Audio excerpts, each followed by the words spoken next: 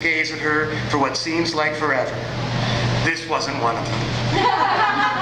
That's the beginning of ARF, which is the second in the Bowser and Birdie series. So, my wife said you should do something with dogs. We live on the Cape, we have a house and then a detached garage, and over the garage is where I work. So I have like a 15-foot commute.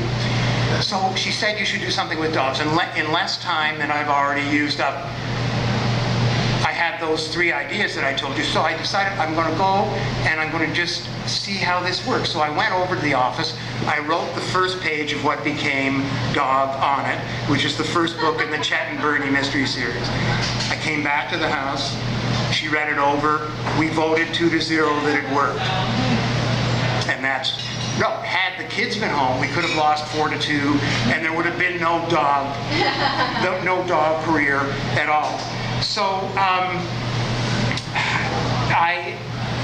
happy to be writing for kids though, because as well as adults. So what happened was that at Scholastic, one of the executives at Scholastic Press, which is a children's press, fell in love with the Chet and Bernie series, and one day my agent got a call saying would he like to do something similar for kids, and that's how this got set up. But I had missed writing for kids. One of the reasons is they're so direct. Catherine was talking about, how we hear from readers and letters from readers. So, for example, this very morning on Woof, which is book 1, I got an email. Can you tell me a little bit about the theme of Woof? So, what I hadn't realized is that as soon as you write for kids, if it's the kind of book that's going to entertain them, teachers grab them, and suddenly the kids have to write book reports on your books. I felt so guilty when I first realized that. I hadn't meant to add to their burden, but the sort of prototypical email of that type was the following, which I'll now quote word for word. I have to write a report on your book. Please tell me the story in your own words. So, at the website, which is www.spencequinn.com, which is a multi-part website. It deals with the Chet and Bernie mysteries and Bowser and Birdie, and then all the Peter Abrahams novels, and it's a big collection of stuff. But I wrote a note to the kids, which is the first thing they'll see when they're hoping for information. So you can read that too, and it's just all about the kids.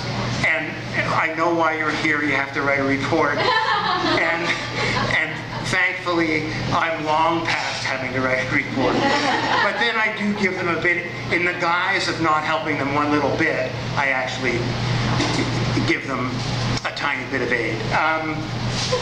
So this is a continuing series. I've signed up to do some more.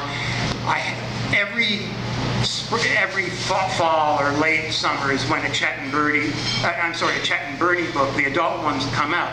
The last one was Sense and Sensibility. I see that that's here. Thanks for bringing that, Dick. And I think he has the paperback of Paw and Order, which is the one before. So this summer, one isn't coming out because I'm working on something else. So Chet has a Facebook page, and there's a lot of, every day now people are saying, when's the next one? I don't see it scheduled. When's the next one? When's the next one? They're getting nervous, and I'm getting emails in all caps, which is a sign.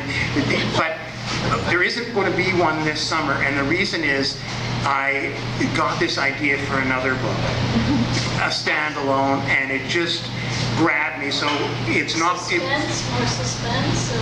This, you know what? I don't know what it is. It's a hybrid form.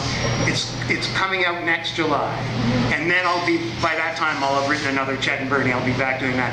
The book is called The Right Side, and I don't know why I'm even bothering to tell you because it's not this July, but the following. So you'll never remember.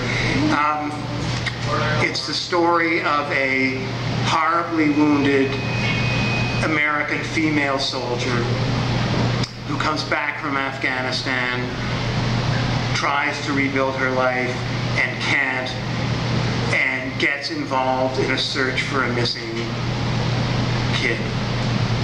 I won't go into it, but no one's done anything like this. And it was like this formerly, she's very tough and also a beautiful woman. So what's happened is this one side of her face is just mutilated and she's lost the sight in that eye. But the other side is perfect, and she was a gorgeous woman. And so if you came into a bar and saw her from that side, and there is of course a scene like that,